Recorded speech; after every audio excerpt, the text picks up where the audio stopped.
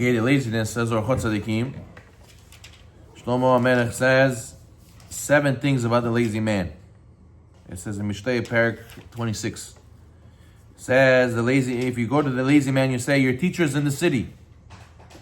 Go learn Torah from him. What is the lazy guy going to say? No, I'm scared. He says, maybe there's going to be a lion that's going to eat me. Something's going to happen to me. Then you tell him, listen, your teacher is in their neighborhood. He said, no, maybe it's in front of my house. He's right next to your house. No, he's outside, the lion. He said, he's inside your house. He said, oh, but what if I go to that room and it's locked? What do you mean the door's open? He says, no, but maybe he's not there anymore. So then he says, I want to sleep a little bit more. And King Solomon says, how long will you sleep, you lazy man? When will you rise from your bed? Even so, he's so lazy that even if they give him to eat, he's too lazy to put his hand to his mouth. As it says, Taman atzel yado b'tzalachat nil'a le'ashiva el piv. Basically, a lazy man, he has always excuses. No, today's not a good day. Tomorrow, I'll start my diet tomorrow. I'll start working tomorrow. It's not good weather today. It's already 5 o'clock today. It's already this. It's already that. He finds 1,001 reasons why today's not a good day to start doing what he's supposed to be doing. Even if you tell him that all you have to do, the food is ready, just put it in your mouth, you'll find the reason why he doesn't have to do that either. Laziness. Hashem Yochai says, "The law zeh shelo lamad Torah b'ne'orav, rotzeh lilmod b'ziknoto ve'enu yachol, zehu v'sha'al b'katzir v'ayin." This is what the pasuk says. He will ask in the harvest. There's nothing. That means there's a curse on the lazy man. What's the curse? If you had the opportunity to do something now and you don't, you're cursed. Chas v'shalom. Then when you want to do it later, you won't be able to do it. And Shimon Gamliel says that's why you see some. Shimon Yochai says sometimes you see people they didn't learn Torah when they're younger and they could have, and when they try to learn Torah when they're older, they can't. Why? Because they get and the curse of the lazy man. Moshe Rabbeinu Alav Shalom Amar Davar Gadol Mekulam Ki Karov Elecha Davar Me'od Beficha Levavcha La'asoto. Moshe Rabbeinu said, this thing is very close to you. It's in your mouth and your heart to do it. All you have to do is open your mouth. The person thinks that, oh, Rabbi, to go to yeshiva and to go open the book and to learn the chavruta. And by the time I get there and I do this and I have to learn, I have to understand and I have to fit in and I have to do this and how am I going to understand? I don't know Aramaic. And he gets overwhelmed in his mind. And Moshe Rabbeinu says that's all laziness. And you have to know, all you have to do is open your mouth and it'll happen. You think every rabbi who became a rabbi, every person who knows how to learn Gemara, went to yeshiva knowing how to learn Gemara? No, he also didn't know. He also didn't realize what was going on. And he was learning as he went, and he was also overwhelmed, and he pushed through, and he really wanted it, so Hashem gave him siyata d'shmaya. So therefore, all you have to really do is open your mouth. There's no laziness greater. There's no laziness greater than failing to even open the mouth, and remit the words from your mouth. He says the desire of the lazy man will kill him, for his hands refuse to do so.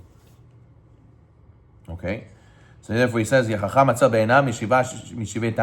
lazy man is wiser in his eyes than 7 who answer sensibly. Even if you bring 7 chachamim, the lazy man is smarter than them. Why? Because he could give them reasons why he shouldn't do anything. He could give them excuses. He's so good at even 7 chachamim will explain to him why he should do it. He'll be able to find the answer to all of them. That's the power of the desire of laziness.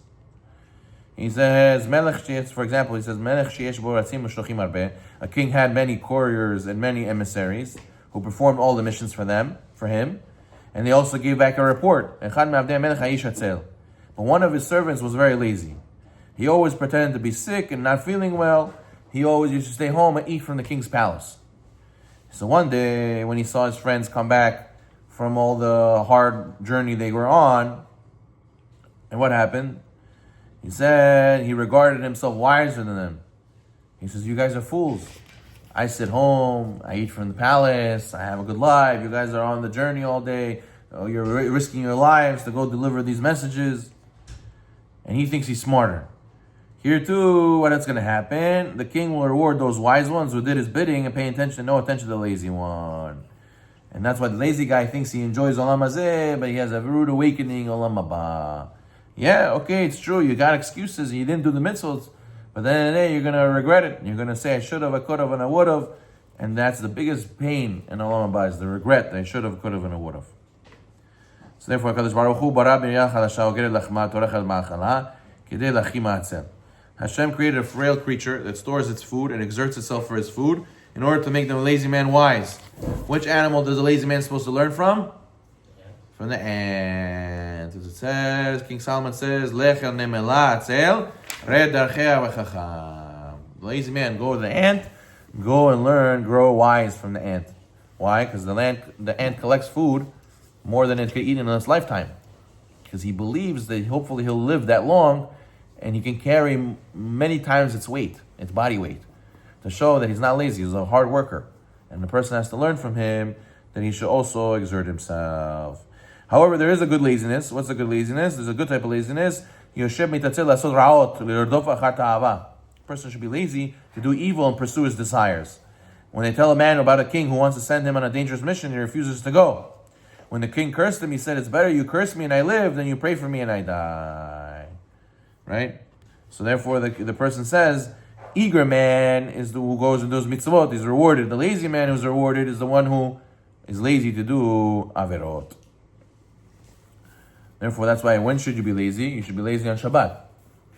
Lazy on Shabbat to do melacha. You shouldn't do melacha. You should be lazy not to go and pursue weekday activities on Shabbat.